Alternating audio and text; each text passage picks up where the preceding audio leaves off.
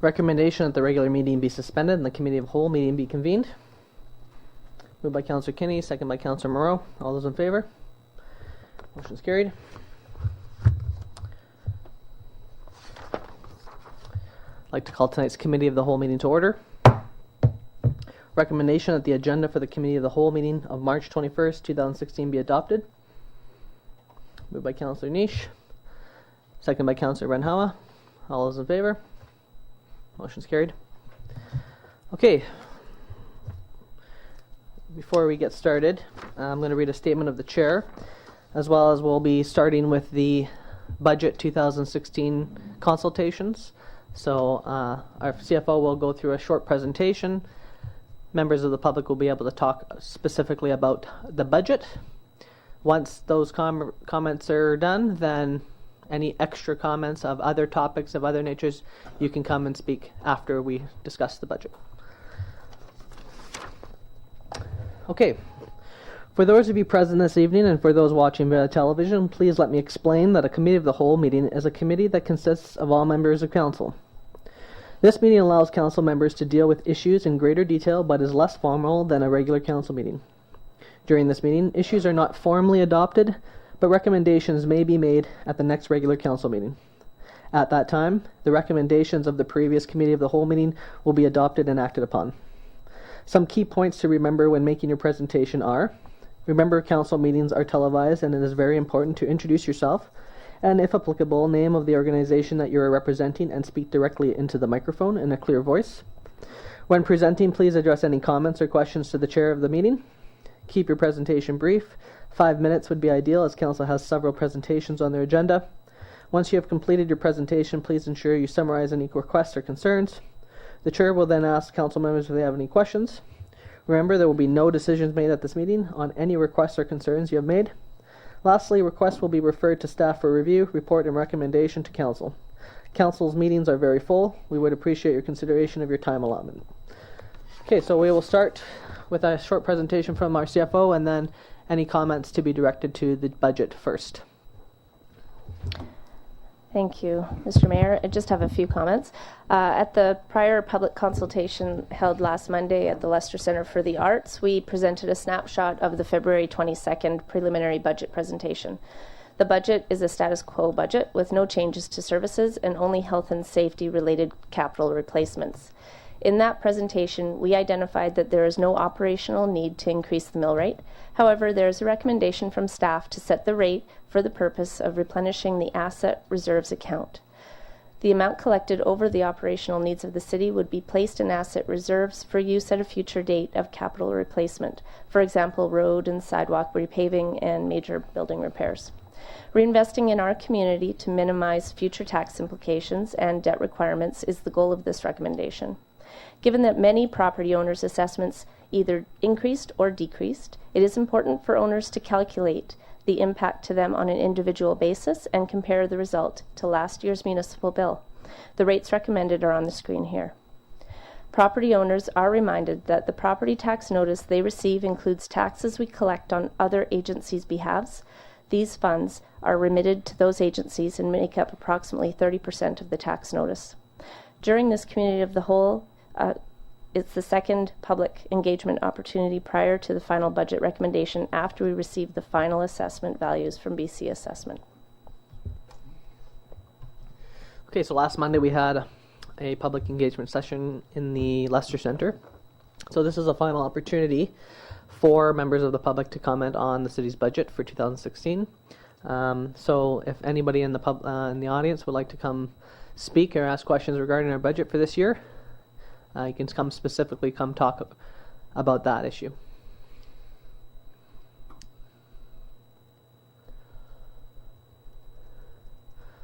Okay, I'll call again for members of the public to come speak regarding the budget.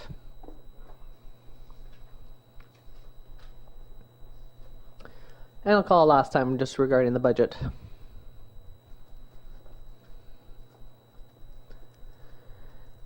Okay, seeing that no one's coming forward regarding the budget, I will now open it to a general topics of discussion, so on a first come first served basis. So if the first presenter would like to come talk about any issue, if they're concerned, please come forward now.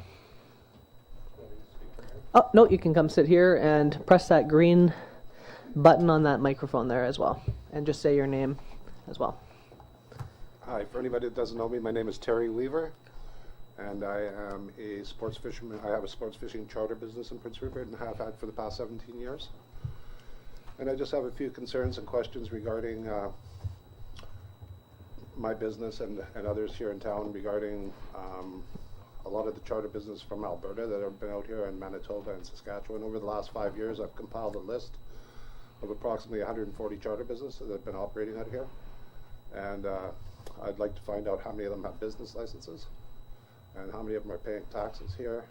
And you know, the fact of the matter is that I cannot go to Alberta and guide in Alberta regardless if I have a license or not. And I've seen my business decline by 50% in the last 5 years because of this. And generally what happens is they book one charter with us, and then they come out and GPS all our halibut spots and that sort of thing. And the next year we see them back here, and we don't see anybody down at the docks policing it. And we're wondering, I had a long conversation with Tanya today about it, and you know, she told me she was down to one bylaw officer. And so that's my question pretty much. You know, is there any plans to have anybody looking into this, or, you know, because it's definitely taking away from the charter guys that live here. And I've had my business here for 17 years, and you know, I'm down over 50% because of this. You know, and I don't see any other reasons because of it. I know the oil patches, we lose some of our clients because of the price of oil right now, but it's definitely a problem here in Prince Rupert, and I don't want to see it go the way of Campbell River, and that's what's going on here exactly. And you know, with it comes other problems as far as parking down at Rushbrook, all that kind of thing. You know, I buy a parking pass every year, but when I go down there's no place to park. They oversell the parking, and you know, they're all Alberta plates, and so generally that's my question. You know, so that's what I'm concerned about. Okay, I think thank you for your comments. I'll just quickly say, so this is my first of hearing about the business license in particular around the Alberta issue that you raised. So I'll definitely be looking into that myself because I hadn't been aware of that particular fact. So thank you for bringing that to our attention. Right. But I'll hand it over to Councillor Thurkelson for a moment here. I'm Mr. Weaver. I've had this concern for you know, at least 10 years, and the biggest problem is not having a charter boat association to try to come and talk to. What I did is I tried to talk to various operators to see if what the city could use is a work with Transport Canada and make sure that all the boats were inspected prior to being able to take clients, and then the list of city wouldn't issue a business license until we had a DOT approval for that particular vessel, and which means it would be safe to take out passengers on that boat, right? And so I'm sure you do, but no.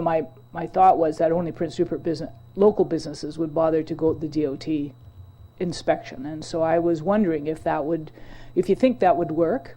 To have a DOT inspection ticket on board your boat before the City of Prince Rupert gave out a license, and then the City of Prince Rupert could post a list of qualified businesses down at the floats to say this is the list of charter boat operators that have licenses with the City of Prince Rupert, and these ones are DOT inspected, and if you are chartering somebody else, if you're charting with somebody else, then they do not have a business license and they are not necessarily DOT inspected. Right. Well, part of the problem is that. Do you want to? Sorry to interrupt. Just press that green button there. Yeah. Oh, perfect. sorry. Thank you. No, it's okay. Part of the problem is that there's no one down there policing it at all, and also, you know, generally what we find is that they're, you know, they're saying they're just friends. They're doing a lot of cash charters, and you know, I know it's hard to stop it, but you know, if you had somebody down there on a constant basis, seeing these same boats go out morning after morning after morning with different clients on board, it's pretty obviously what they're up to. And you know, now that you can only buy a sports fishing license online, what I've seen others doing is printing 10 copies, and they're shipping fish out of here on Greyhound, and you know, and nobody policing that, and it's frustrating to us that, you know, we've been making this is my 17th year in business, and maybe not too many more at this rate. Councillor Cunningham. It's been a problem for years. I've actually talked to Transport Canada about it. A lot of these guys don't even have their SVOP. They say they're cost sharing. I've actually talked to different guys when I've been out fishing with my father-in-law, and you see the same boat coming in and out every day with different people. They're chartering now. I don't know how to get around that, but I know Transport Canada should step up to the plate, definitely. It would put some pressure on them. They take a lot of our DFO enforcement officers down to the Fraser. Maybe they should bring some more Transport Canada inspectors up to Rupert and help us out that way or something. But I know when I go down the dock at night sometimes to check for pollution, it's rampant what's going on. And there's no one there enforcing anything. You see bags being put back in boats because they don't know the difference between a Coast Guard uniform and a TFO uniform. But it's just one of those things that I know we can help with a business license, but we should be putting pressure on DFO and Transport Canada because this is no longer a sports fishery. It's a commercial sports fishery.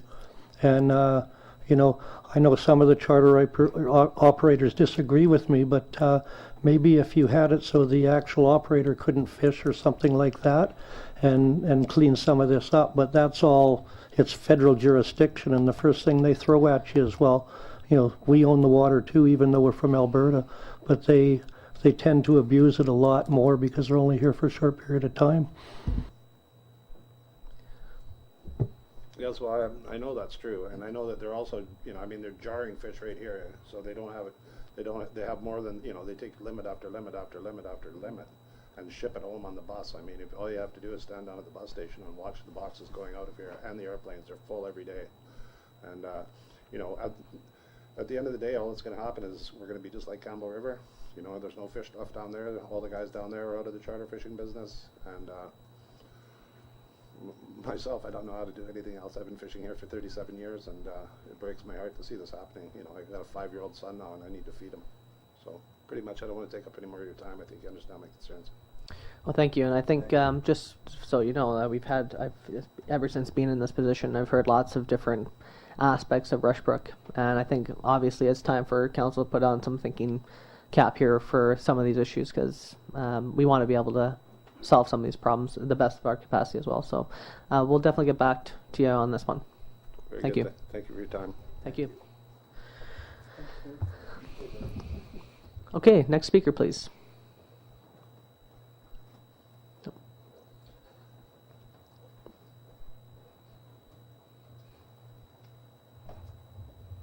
Welcome.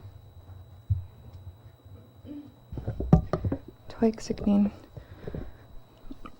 I want to thank everyone for allowing me to come up here and address you. It means a lot to me.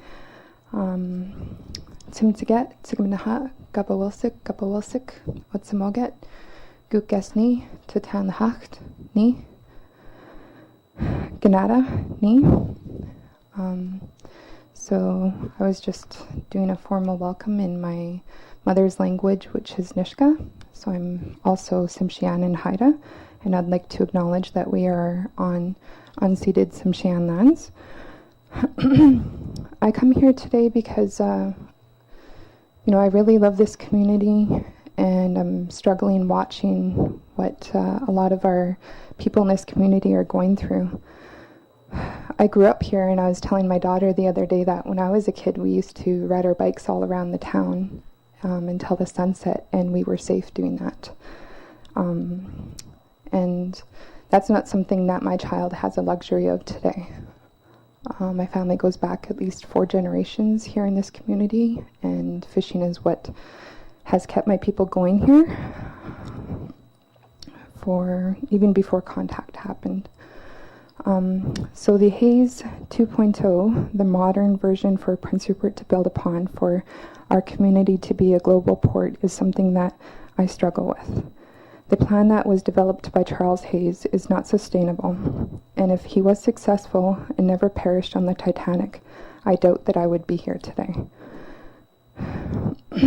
Because the genocide on my people never came to us easily. I'll explain some of my concerns around the socioeconomic impacts that our community is facing today due to LNG. Something our community is ignorant to address because I don't see much support services out there for families who are in crisis. And I will use this to address my opposition to the agenda that the City Council has right now. Violence against women in our community, which is caused by the LNG projects, include the income desperation, the poverty, the homelessness, the violence that comes into our homes and schools. And I don't say that lightly because it happens. I see it on the street. There's children in elementary schools here who are talking about suicide. And those are things that I cannot sit idly by and watch. People that I love and care for who are going through a lot of pain and suffering. The violence in homes, mothers being threatened by their partners, suicide attempts, and children being put in custody of the ministry. This is a crisis. We are also in a drug war.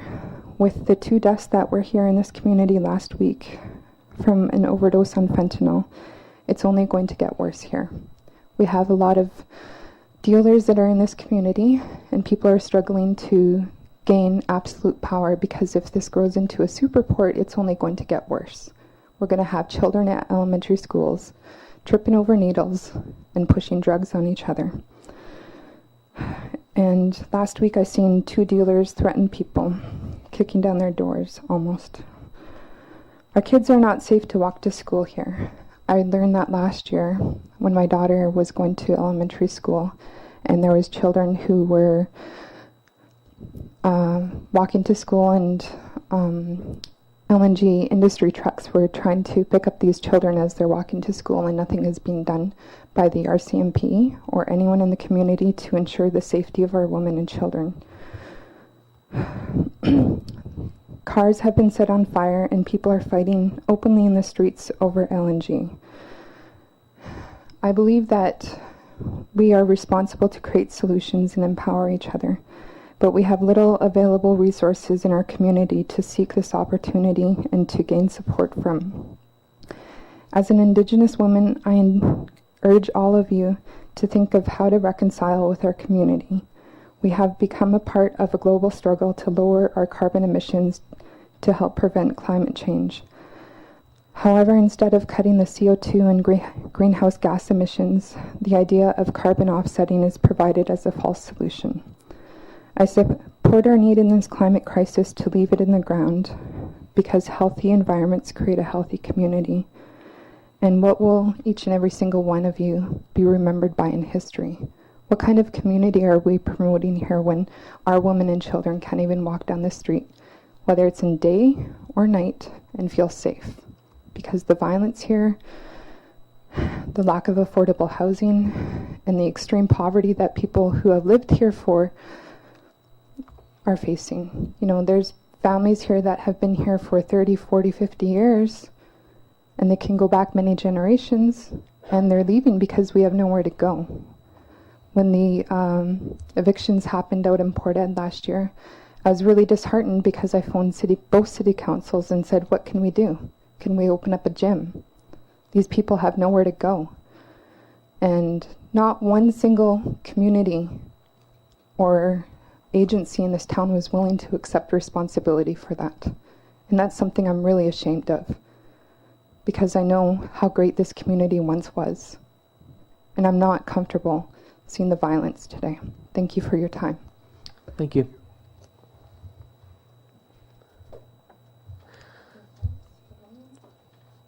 Nope. Unless council has something to say. Just agree with her? Thank you. Next speaker, please.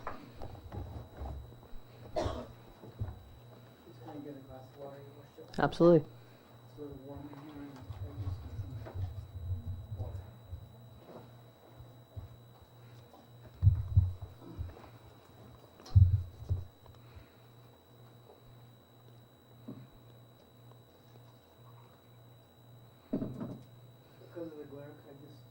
Yeah, sure.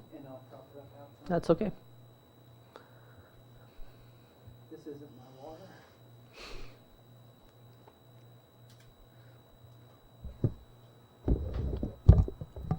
Hello members, hello council. My name is Shelley E. Starr without an E on the end. Shelley is H without E on the end, and Starr is my last name, S-T-A-R-R. For the record, are we on live on TV here? Absolutely. Okay, Your Worship. On the McKay Street part, I want to give an update.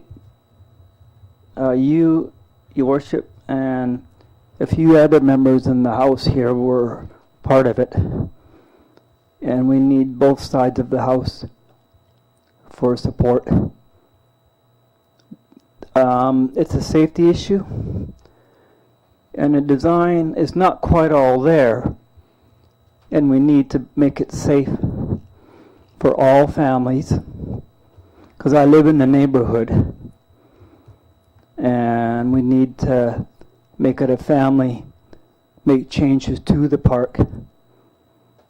And right just the other day, I saw a pickup, and it was going through up McKay, and there's that community garden.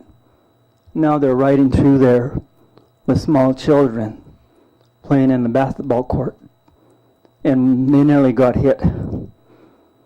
And there's concerns. The speeding. I'll wait till that's done. Thank you, member.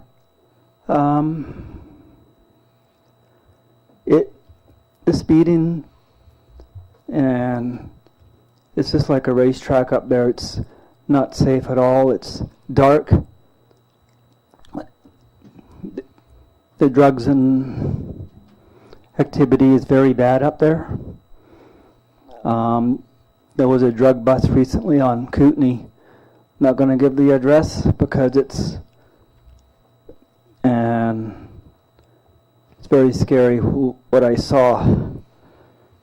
And it's not a friendly atmosphere as we speak. And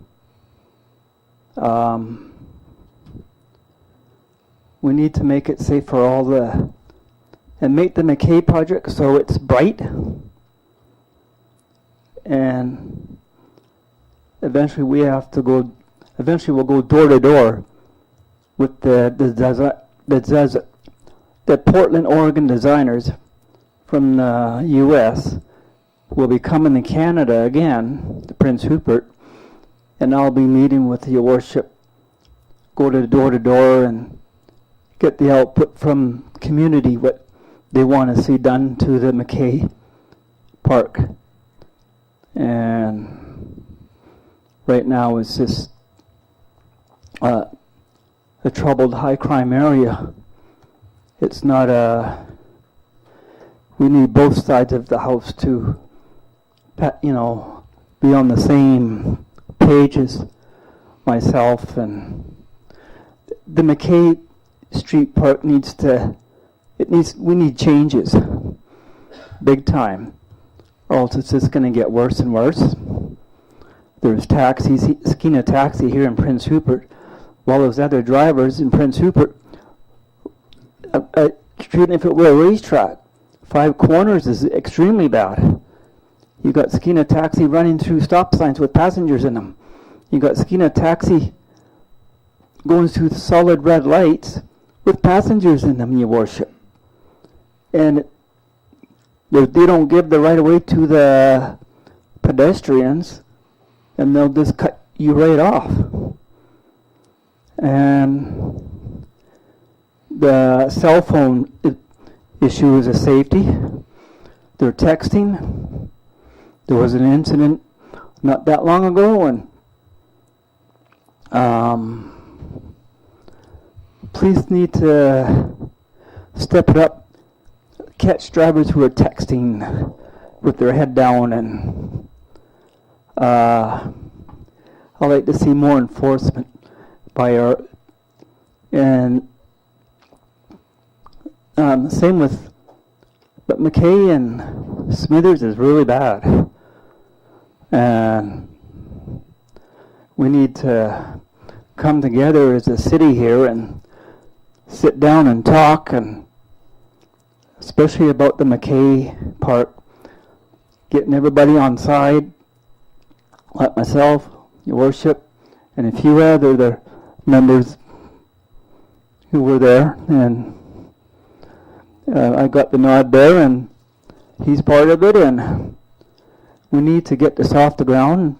I understand part of it will be started possibly within the next coming months, just to clear some of the brush, and we need to cut down on drivers going through red lights and not stopping for pedestrians, and it's same with all even regular drivers are going through. I saw it the other day. I'm sitting on 2nd Avenue at Tegron Chevron at the bus stop there, and these big trucks are going through this solid red light, speeding, and nothing's being done about it. How could I get a plate number? You can't. And then there was a pickup. It ran the red light, the same intersection, 4th Street and 2nd Avenue. And it needs to, it's not safe, it's just, and I just hope I can get council on both sides of this house to come together with passing to make so we can get the McKay project started. Get a bench at least after some of the stuff has been cleared. And you got the little vehicle going through the ball diamond, and and I identified the house to you, Your Worship, and it's an ongoing problem. You got a snowmobile, a ski-doo, riding on road, no snow, just bumming around, speeding on Kootenai and McKay and going up McKay. That's a little outrageous. This is a guy on a ski-doo riding around, and you do that in the mountains. You do it on the snow, not on the road. But the speeders along Kootenai and McKay, they don't care if there's a child on the road, or the drivers get mad and I just saw one nearly close getting hit. The driver took and didn't slow down and swerved the kid. Wasn't for the swerve, this child would have got struck. I was standing right there. And then a parent came out. I says, yes, I did see it. I couldn't get a plate number right in front of my house. But the speeders, the intersections on 4th Street, 2nd Avenue, 5 Corners especially, and skiing a taxi doesn't, and some of them don't have their headlights on at night, their tail lights, and so city police need to clamp down on that. I mean, I see it, Your Worship. I mean, it's not pleasant to see. They got passengers in the car, and they're speeding through solid 5-way stop sign at 5 Corners, and they're going up Smithers and a left on Kootenai Avenue, and then speeding. And I just saw a pickup nearly flip over the other day, but he gained control and nearly flipped her coming down McKay, coming down the hill. It turns to the left, and he nearly keeled over. It's those when the speed bumps come in, and it will be nice when they have them.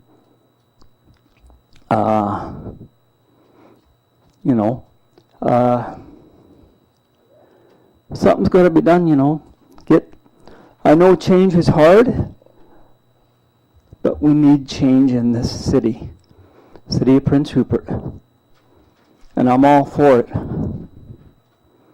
And you know, it's a little emotional for me, but we need to stop the crime. We need to stop the violence, the alcohol, and up in my neck of the woods, it's nothing but police, ambulance, fire. Even next to me, it's scary. I got a call on a regular basis. You know, and I deal with Macola. I get a file number, and it goes to the office, and okay, you know, it does take them a little time. There is a new property manager, and you know, we need more housing, and we need more low income for families and single, and you know, it's just Macola needs to kind of get something together so we can get people into low income housing, safe housing, and you know, build some low income so people are not homeless. I've seen families and children in the summertime just laying on the sidewalks. It was hard to look at, Your Worship. This is near the old Daily News on 2nd. You know, and you can't, it's hard to pass that up. You know they're homeless, but we need to get changes for the McKay Kootenay, the McKay Park. And I'd like to meet with you again, Your Worship, on that when they do come to Prince Rupert, the designers, and get a team together, yourself, and if we can get the members on both sides of the house to come to an agreement to pass, I think we can work this out. I agree. Oh, and another issue, Your Worship. The city garbage cans with the chains, they need to be fastened a little secure. The C-clamps, the pin that locks the hatches on the city garbage, the dumpster divers are getting in there and they need to be fastened more secure. And I wonder if we can, and we're able to get unloosen the C-clamp and the pin, and they're going into the garbage that's throughout the city. I've been observing that for a while now, and they can unloose it with their fingers, and they need to, if they can secure those bolts to the C-clamp, it would make things easier in the city. Right. If it's, and I think you speak to the city manager, right? That's correct. Shelley? Yep. It's just almost 8:20. Is Okay. there any final thing you'd like to say? Then I'd maybe just we like could to, allow other speakers to come. Sure. Yeah, thank you. I just had a lot on my plate tonight, That's okay. and I do get It's that been a way. while since you've been here. And I thank you for, we had an in-camera meeting, you and I, not that long ago, and I just want to bring this up. I just hope we can get together in the House on both sides to pass the McKay project and get a go at it and get that bench up.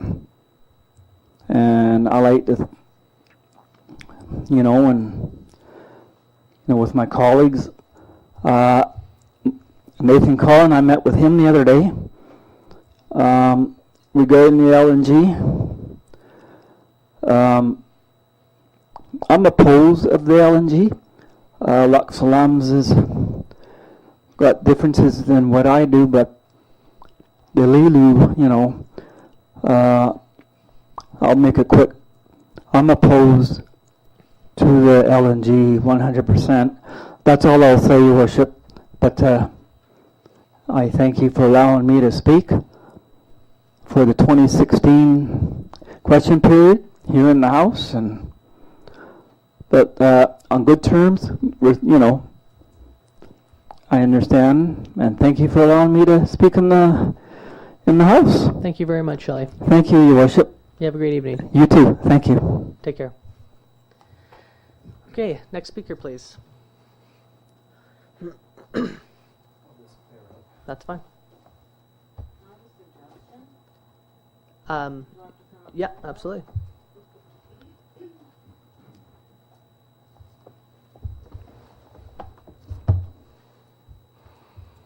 And just please state your name as well. Hi, my name is Charlotte LaRue. Welcome. I have a suggestion on the texting and the driving. I'm a driver and I do see a lot of people texting and driving. Down in Vancouver, they have police standing, and they kind of have like a trap thing where if they see you texting, and they're even on the buses too, watching people from the buses texting, because I've seen it before. And so that seems like a pretty good idea, to have them standing on the road watching, and then someone down the other end get the texters, because it is a problem. Perfect, thank you. And I did come from the Port Ed, and I was homeless for a little while, and then I found a home. And I'm kind of confused about the whole LNG thing, obviously, because I was homeless due to, and I believe it was because of the LNG. I was part of the Port Ed trailer park thing, and it was a very big struggle there for a while, and I do find that a lot of families are struggling right now, and I hope that we find out that if it's coming or going, because on my behalf, I do plan on moving away if the LNG comes, and I do have a bunch of other followers who will probably follow, because I don't want to be sitting right beside a ticking time bomb, and it already has impacted me and my family. So, and yeah, I have seen the crime rate gone up, and the violence is huge. I just seen a fight out in front of Tim Hortons just now. Two native men fighting, just punching each other. And the police were called. I don't know what it was due to, but I do see it is because of the poverty rate. I am on assistance right now, and I have to be subsidized. And I find that I only make $570 towards my shelter cost, and I have to be subsidized by the transition house another $200 and whatever dollars I can. But I'm struggling, and I'm struggling to keep my life and my family together, and it's really difficult. So I don't know. I don't find any good coming out of the LNG so far. Thank you. Thank you for your concerns. Okay, any other speakers? Thanks, Shelley. You're welcome, Your Worship.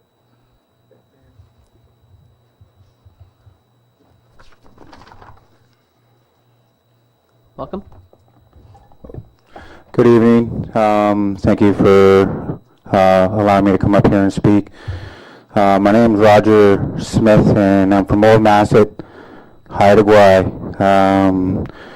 Born and raised there. I moved away about 15 years ago, and Roger, sorry to interrupt you. Yeah. Maybe just back off just a little bit from the mic. You have a very strong voice. all right. Well, I want you guys to hear me loud and clear tonight. Oh, we definitely, Okay. for sure. Okay. Thank you. All right. Well, alluding to, anyways, I've been coming here my whole life. You know, I grew up playing all-native basketball here. I grew up playing high school ball here against PRSS and Charles Hayes boys. And, you know, Prince Rupert has always been kind of like a second community for me to be a part of. And over the last number of years, I haven't really seen anything in the media or from the city of Prince Rupert's mandate in regards to finding alternative energy solutions for this region. It seems like there's a vast interest in LNG in the Northwest region right now, and there hasn't been any real form of discussion around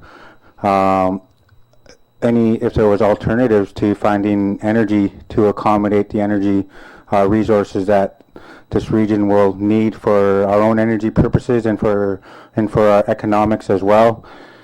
I graduated from the University of Northern British Columbia and the University of Victoria, and the curriculum that we have left with there is different than the status quo, so to speak. A lot of the curriculum that I left with was one of the questions is how do we disconnect ourselves from fossil fuel energy resources and try to seek alternative energy measures to accommodate our energy needs as because we're just standard human beings trying to find a healthier way to live and coexist together. And I think that's how we generally present ourselves as as people back home from Haida Gwaii. When we oppose something, we do it respectfully. And so when I oppose something like LNG, I oppose it with the idea of finding solutions.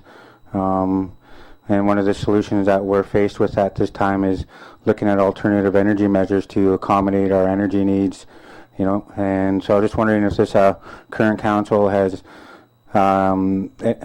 even flirted with the idea, so to speak, so far. So that's it. Sure. Yeah, and you have a specific question which I can actually answer right here. And yes, absolutely. One of my backgrounds in university was sustainable community development, so I'm definitely familiar with exactly what you're saying. So we just actually launched a policy group called 2030 Sustainable City, and essentially it's to look at the vast array of options that we have available. We have massive amounts of wind here, tidal generation, geothermal, solar panels, those types of things. I think what's just for the record is that municipalities are always financially limited, right? So our job is to try to find partners and people that are interested in getting into those things, right? A lot of times is that we have a water dam to fix, we got roads to fix, those types of things, and then trying to put a few million extra into, say, wind. If we had that extra, I'm sure all of council here would be willing to do things like that. But to answer your question, yes, it's absolutely part of our Hayes 2.0 plan too, is one section dedicated to that. It's a personal interest of mine as well. So, and I'm hoping that this year we're going to have a whole vast list of options available to us, and then we're going to work hard to get to that. So, just so you know. All right, thank you. Thank you. Oh, one question here. Just a quick question. If Roger's interested in things like this, getting involved with the group on sustainable energy and that, it's getting youth involved in stuff like that's a great idea, and he has some good ideas. I think it'd be awesome if he's interested in helping out. And we're actually going to be doing a call out at some point. So if you're still in town, I'm not sure if you're living in Prince Rupert or not, but we will be doing a call out once some of the initial policy stuff's developed to get the public involved with creating a green plan, more than just energy too, local food production, traditional harvesting of water resources, those types of things, and really come up with a big plan on what we're going to do about food, energy, waste, water, all those types of things. So at some point, hopefully sometime this year, there will be that call out, and if you're still around, absolutely. For sure, be around for a while. I've been living here for the last 3 years now, and so that's just where I made my home. Yeah, so thank you. Great, thank you, Roger. Okay, any other speakers?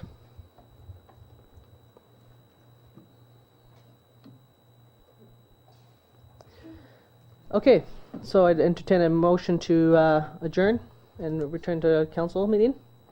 Moved by Councillor Niche, second by Councillor Cunningham. All those in favor? Motion's carried.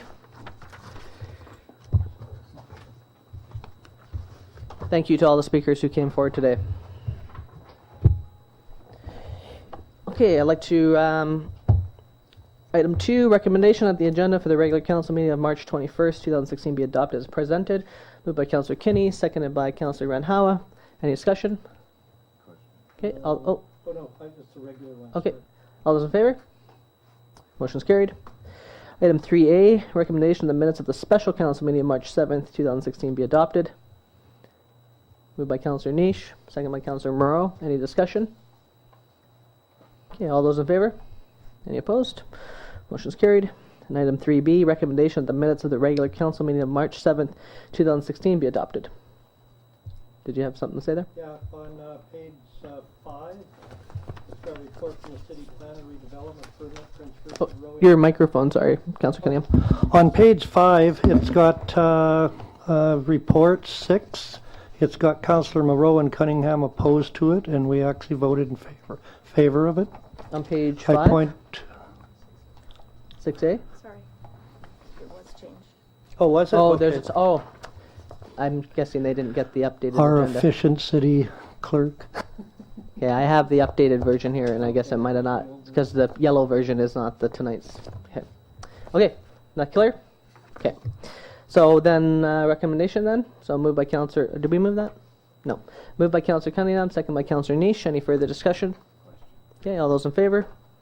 Motion's carried. Okay, first up, we have a petition delegation by Mr. Robert Gurdecki with our reparations manager, Richard Pucci, discuss the Moresby Island fuel tanks. Welcome, both of you.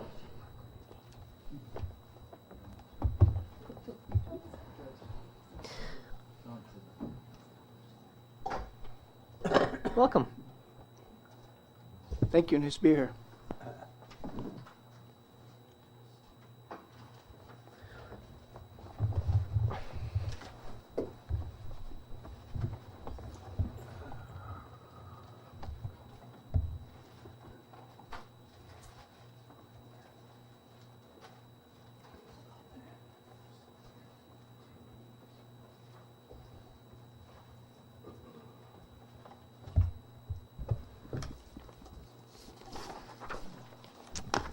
Thank you, Mayor Brain, and good evening, councillors. As you're all aware, the city owns several decommissioned Bunker C fuel tanks in Moresby Park. Currently, the engineering department is actively working with a proponent to come up with a cost-effective way to remove the 3 large tanks and the associated piping. This project would remove the liability and the possibility of a large discharge into the environment. The North Coast Skeena First Nations Stewardship Society is working in partnership with the city to achieve a grant that will help facilitate the decommission of these tanks. Therefore, we are collectively requesting that Council issue a letter of support to assist the process. I will now turn it over to Robert Gurdecki, the Executive Director of the North Coast Skeena First Nations Stewardship Society, to present on behalf of his organization. Thank you. Thank you, Richard. Thanks, Mayor and Council, Mr. Mayor and Council and senior staff for allowing us this opportunity. In 2005, the North Coast Skeena First Nations Stewardship Society was founded. It's a non-profit organization made up of 5 Tsimshian nations. The member nations are Gitgat, Kitkatla, Metlakatla, Kitsimkalim, and Kitsilas. And we also partner with the Haisla Nation. In our shop, we primarily do 2 things: fisheries, science and policy work, and marine use planning. In our shop, we became aware of an opportunity to seek a grant from DFO Habitat Restoration Fund. And in our shop, we thought it'd be interesting to focus on 2 urban projects, one in the city of Terrace, one in the city of Prince Rupert, as well as doing some inventory work for our nations. So a long story short, having knowledge of this particular project and the length of time it's been on the books for the city of Prince Rupert, our board and our staff thought it'd be an excellent opportunity to reach out to the city of Prince Rupert and assist with some of the work that Richard described very briefly. So in a nutshell, I'm seeking a letter of support that's going to allow our shop to seek a grant from Department of Fisheries and Oceans to assist in some of the costs that are going to be incurred as Richard has mentioned, some of the work that's going on. So in a nutshell, that's it, and thank you for your time. Great, thank you. And I'll just personally say that this is wonderful news, especially initiating this on our behalf as well and working with our operations manager. I know you know the city's issues very intimately as well. And so this has been a long time coming, and if that can be seeked and that money can come and help with this project. I've toured those tanks it's definitely time for them to be removed. And if we could have a remediate Rupert initiative, then that would be part of that. But I won't go into the more re's. So yeah, this is great. I'm very pleased to hear this. Any questions from council?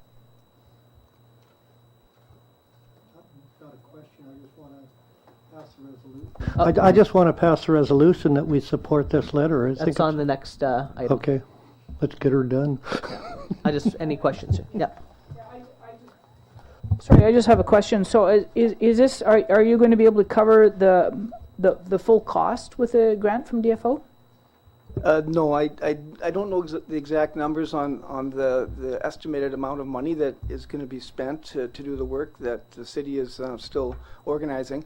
But I'm hoping to be able to obtain a substantial amount of money, but it certainly won't come anywhere near covering what I understand might be the total costs. So I was wondering, Your Worship, is that on our capital? I didn't have a look to see if that was on our capital budget for I next believe year? that we actually have a fund dedicated to this project. Is that correct? A number of years ago, because it's identified as something that needed to be taken down, there was a liability set up on the financial statements. So there is actually basically a fund to cover the cost of it. It has not been put in the capital budget for this year, as it was not identified as something that we figured we'd be able to take on this year. So I just wanted to know what the impacts on the city of Prince Rupert would be. Do we actually have the cash in a fund, or is it just a bookkeeping fund?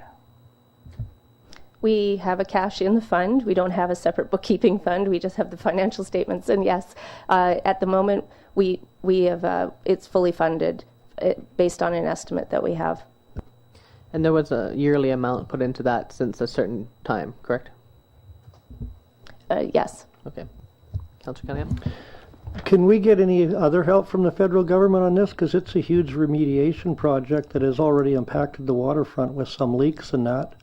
And even the province might be able to help out if we can find some grants. We've got a grant writer. I think we should look at it. Thank you, Councillor Cunningham. We have looked in the past to get funding from the Department of National, or DND, Department of National Defense, the federal government, and we've talked to the province. The issue we have with this site is that the city purchased it on an as-is basis, and so in hindsight, that probably wasn't the best choice. But we purchased it as is, where is, and the documents are quite clear on the liability of the site. There are brownfield sites that are brownfield grants for certain sites that are available.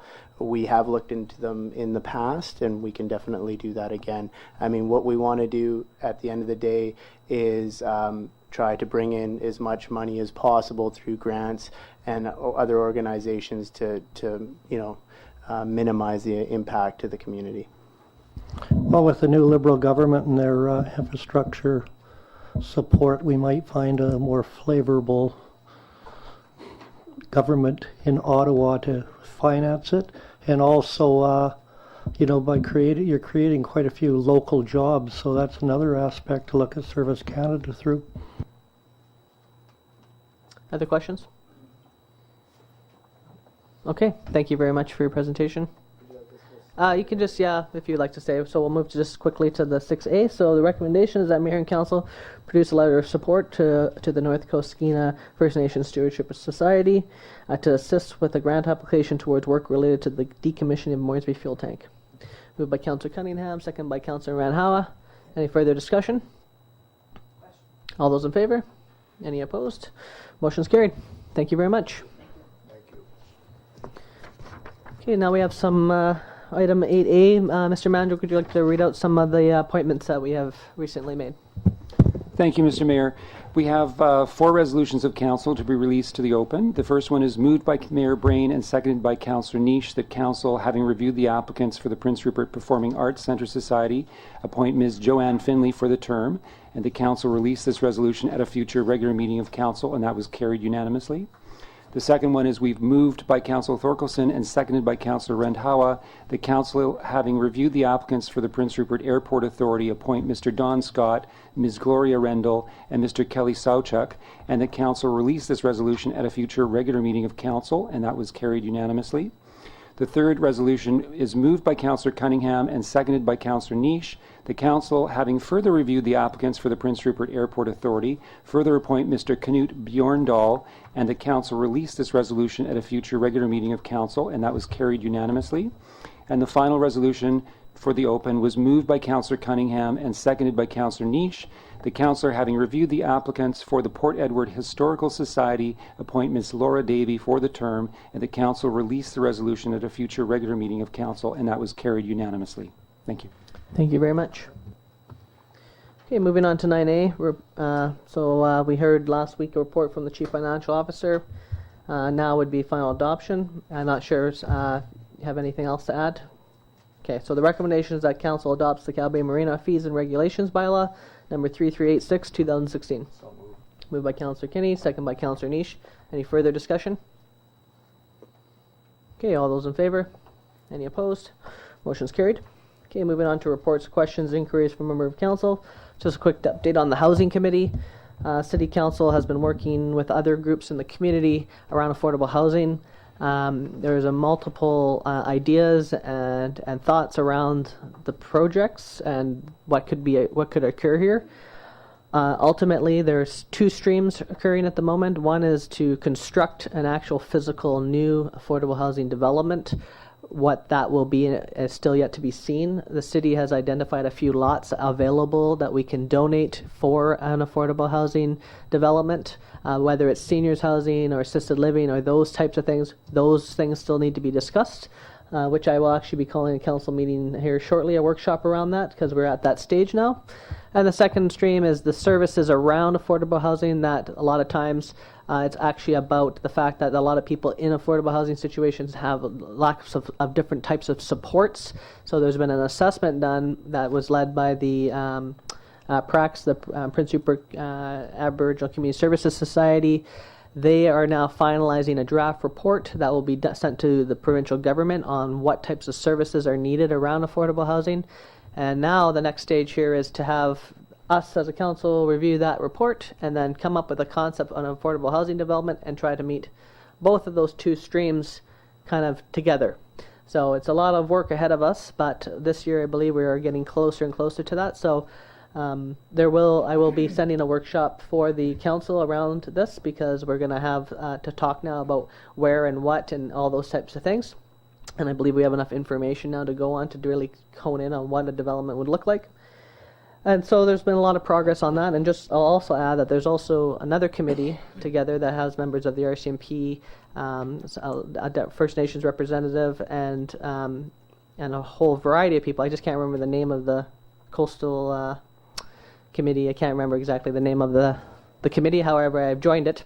And they're looking to create a drug and alcohol rehab center in the community, a physical space to have support and services. So I've also connected this committee into this PRAX group and trying to keep everybody all together in terms of that we're all trying our best to work at multiple levels of the community's issues in the best ways that we can. So those people now have been connected into this other network of folks that are working on housing. And so there's some dialogues going back and forth, and meetings between these committees are happening. And I've been helping facilitate some of that dialogue just so that people are all kind of staying together on the same boat. So multiple things happening right now, and next level is trying to bring in the province for help on funding, the federal government help on funding. The federal government has a $60 billion fund that they're going to be announcing, and part of that fund is social infrastructure. And right now there's a debate at a federal level whether or not they will be awarding that funding to the provinces to hand out to the communities, or whether or not they would actually directly award them to communities themselves. So they haven't decided which they're going to go with yet, so that's still in debate. However, if they decide to go direct award with communities, we might have a better chance at really getting in there and saying, look, here's this region, and here's the issues, and here's the numbers, and trying our best to get some access to that social capital. So we're working hard on those fronts, and I think the next step here as a council is to meet in a workshop environment to discuss where and what, and go from there. So that's my report on housing. Any comments? Okay, so questions or reports from council? A couple of things. The first thing, have we heard any more on a bypass road? You know, now that the provincial government's not going to repave second, it's getting worse and worse, and it ties into what we just heard earlier with some of the traffic problems, which ties into more of a police presence for traffic in town. And, you know, everyone brought up the same issues. And, you know, whether they're in a local neighborhood or downtown, the traffic habits in this town are getting atrocious. And, you know, I can back up everything they said about red lights and things like this. It's, you know, maybe we got to bring Jake back. I don't know. He'll be behind every telephone pole, but, you know, it's just getting ridiculous. And the traffic with the heavy trucks and that on Second is, you know, now you're seeing trucks, and I understand why. They're working at the yacht club, but because of the tight corner down at Cow Bay, they're coming down Frederick and down Hayes Cove to get in there. Well, that's all residential area, and we're talking about semis with very large rock loads on them and that. And, you know, they're coming right by BC Housing down at the bottom of Frederick and stuff like that. You know, so far I've seen them observing the speed limits, but it's just a matter of time, and there's going to be a disaster there. And I really think we should be talking to the RCMP about stepping up their traffic enforcement and that. I don't know about the idea of being on a bus. I kind of like that idea. But, you know, just make sure they pay their fare.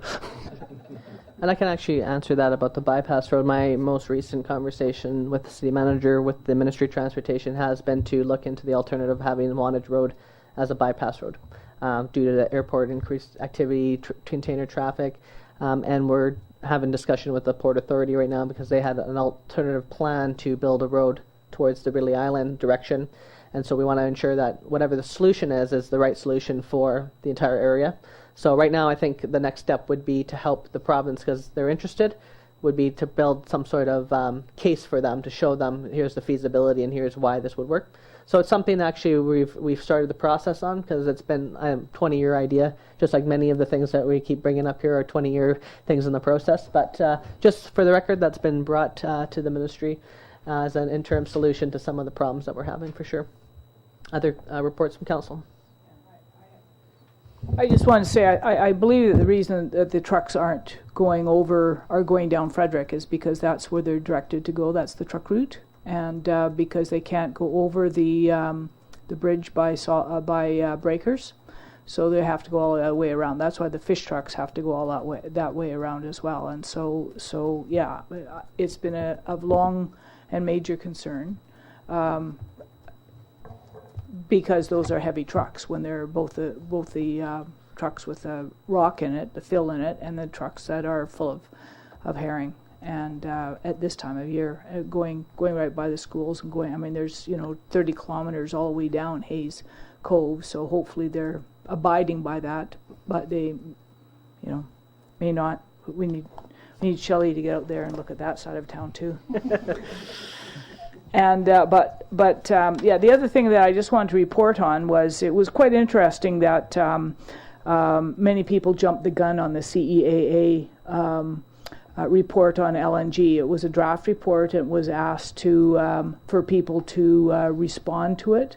The response has been in, and the CEAA has deferred a decision for another, I'm not sure if 60 or 3 months. 3 months, yeah, 90 days, because the questions weren't asked. So when the chamber and people in town are saying that that it's okay and safe for fish, they should read the latest report by the Department of Fisheries and by the CEAA and find out that it's not exactly safe for fish. And so I just wanted to make sure that people understood that it really needs to be a science debate, not a debate on how many truckers can line up in Prince George and Fort St. John, and but really what the impacts on our community are going to be, and what the impacts on the commercial and sports fishery. You heard Mr. Weaver in here earlier talk about the the importance of the sports fishery to himself and to this community, and asking for support with business licenses. So I just want to point out that the CEAA has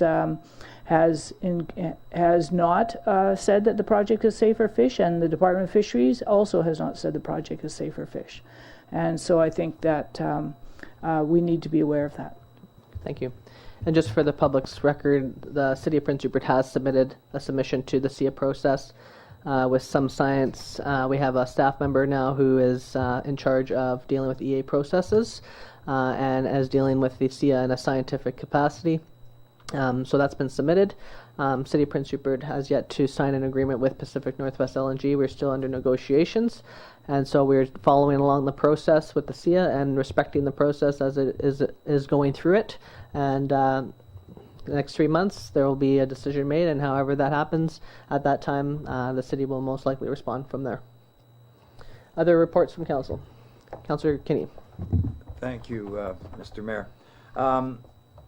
Can there be something done with regards to our wolf problem? Because there's some people now that they say they don't attack people, but this young lady was walking her dog down by the waterfront, and it was nipping at her ankles and her pants, and a car came along, thank God, and stopped and opened the door, and she jumped in with her dog. They're getting very aggressive, and there's more and more around. And the only thing we get is we phone the RCMP, and they say phone terrace.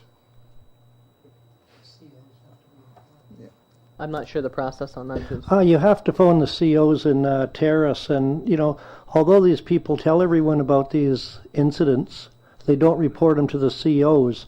If the COs get 1 or 2 incidents, and there's been more than one incident down on the lower road there by the old Rona building or the yacht club and that, there's been 3 incidents that I've been told about, and I've told each one of the individuals to report it to the COs in Terrace, because they're the ones that'll do something about it, and they're getting kind of bold, they could 4-legged dinner to them.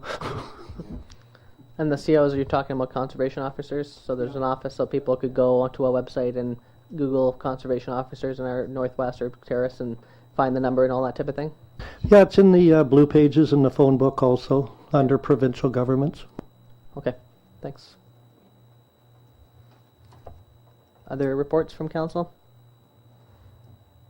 Okay, so hearing none, I'd entertain a motion to adjourn to reconvene our recess motion of a closed council session. So moved. Moved by Councillor Kinney, seconded by Councillor Cunningham. All those in favor? Meeting's adjourned.